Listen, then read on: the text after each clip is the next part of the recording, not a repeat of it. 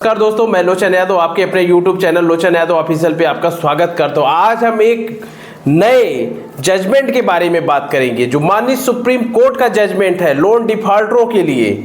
यह जजमेंट आपके लिए एक रामबाण का काम करेगा।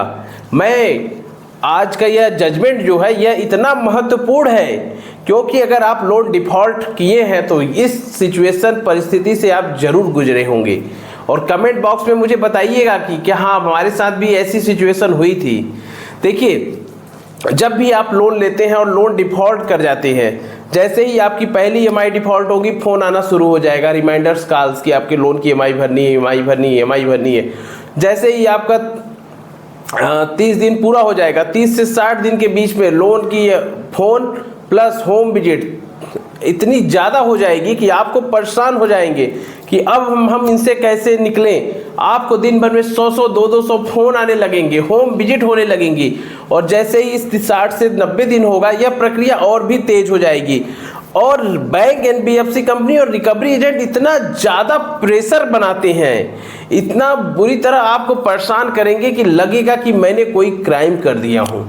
अब हमें कैसे इससे मुक्ति मिलेगी और आप लोग बहुत ज़्यादा परेशान हो जाते हैं।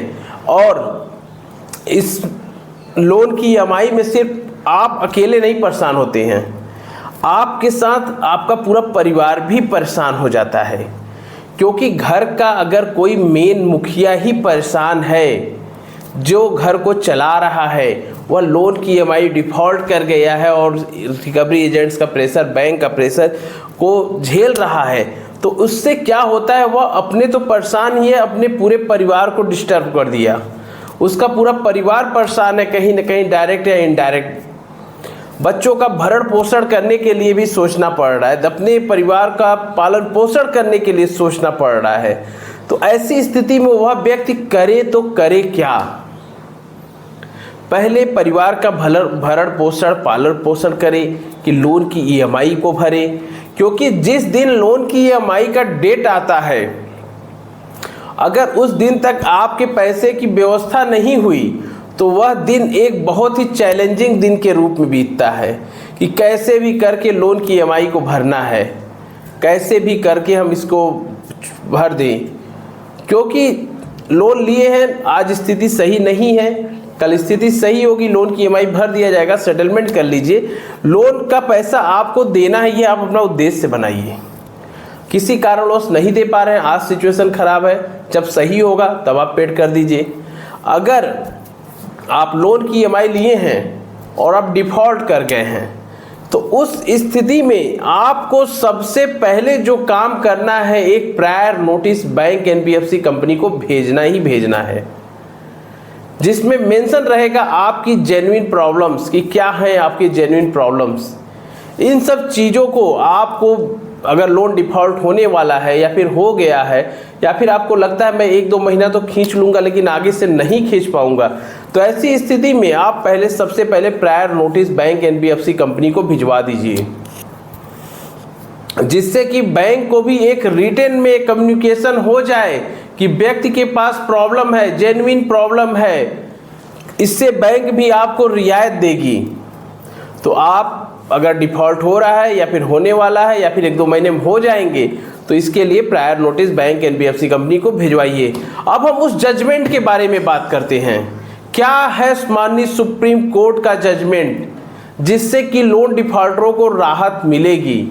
तो यह केस है Apoorva versus Dolly and others का, जिसमें माननीय सुप्रीम कोर्ट ने साफ साफ निर्देश दिया कि लोन की ईएमआई से पहले आप अपने परिवार के भरण पोषण, पालन पोषण का खर्च पर ध्यान दीजिए। यानी पहले आपका परिवार, फिर उसके बाद ईएमआई। अगर आपके पास भरण पोषण, पहले अपने परिवार का, बच्चों का आपको भरण पोषण दे करना है, उसके बाद ईएमआई को इंपॉर्टेंस दिया गया है। यह फैसला माननीय सुप्रीम कोर्ट का लोन डिफॉल्टरों के लिए एक रामबाण होगा, क्योंकि रिकवरी एजेंट्स का जो ये प्रेशर होता है, हरासमेंट होता है, तो मुझे आज पैसे चाहिए तो चाहिए, मैं कुछ नहीं जानता, आज मैं पैसे लेकर जाऊंगा, तुम चाहे जो करो, चोरी करो या चाहे जहां से पैसे लाओ, मुझे उससे मतलब नहीं है। मैं आज आया हूं तो पैसे लेके जाऊंगा, नहीं दोगे मैं दिन भर बैठा रहूंगा। इस तरह की जो बातें आप सुनते हैं, इस तरह की बातें जो आप सुनते हैं, उसमें यह चीजें रामबाण का यह जजमेंट होने है।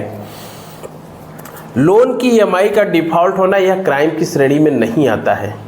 अगर आपके पास पैसे हैं तो बैंक एनबीएफसी कंपनी के पैसे आप दे दीजिए। आज स्थिति सही नहीं है, जब आपकी स्थिति सही हो तब सेटलमेंट के रूप में या तो लोन को क्लोज कराने के रूप में आप बैंक एनबीएफसी कंपनी को पैसे आप दे दीजिए और एक भारतीय होने का भी कर्तव्य निभाइए। लोन की ईएमआई का डिफॉल्ट होना क्राइम की श्रेणी में नहीं है, लेकिन अगर आप बिल्कुल डिफॉल्टर हैं, जानबूझ के पैसे नहीं दे रहे हैं, आपके पास पैसे हैं, आप देने की आपकी मंशा ही नहीं है, तो यह पूरी तरह से गलत है। यह पूरी तरह से गलत है। ऐसे लोगों पे कार्रवाई होनी चाहिए। अगर आप बिल्कुल डिफॉल्टर हैं, जानबूझ के पैसे लिए हैं, आप लोन लिए हैं, आपने लोन लिया, लोन को कहीं बिजनेस में लगा दिए, या फिर कोई फैमिली का इशू हो गया, या फिर कोई बीमारी हो गया और आप एक जेन्युइन कारण से डिफॉल्ट हो रहा है, तो इसकी सिचुएशन अलग है। लेकिन आप पैसे लिए हैं, उसको खर्च कर दिए, अनायास खर्च किए, लोन मिला, उस समय खुश थे, उसके बाद खर्च कर दिए, अब पैसे हैं लेकिन मन नहीं कर रहा है देने का, तो यह पूरी तरह से गलत है। देखिए, आज डिजिटल ज़माना है। आज के इस डिजिटल ज़माने में लोन लेना एक बहुत सरल प्रक्रिया हो गई है। आपके बैंक बैलेंस, आपके आधार कार्ड, पैन कार्ड और आपकी सिविल स्कोर को देख करके लोन मिल जा रहे हैं और लोन की यह प्रक्रिया बहुत तेजी से हो रहा है। अनसिक्योर्ड लोन मिलना बहुत आसान हो गया है। अगर आपकी सिविल सही है तो आपको लोन मिल जाएगा। जिस तरह लोन मिलने की प्रक्रिया आसान हुई, उसी तरह डिफॉल्टरों की संख्या भी ज़्यादा हुई, क्योंकि जब जो ज़्यादा लोन लेंगे तो डिफॉल्टर की भी संख्या ज़्यादा होगी।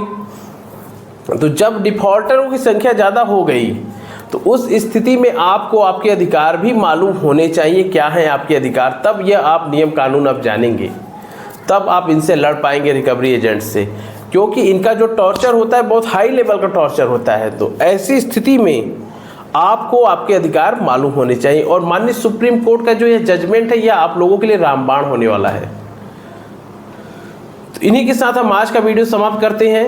और वीडियो अच्छा लगा हो तो चैनल को लाइक, शेयर, सब्सक्राइब जरूर करिएगा। जय हिंद, जय भारत।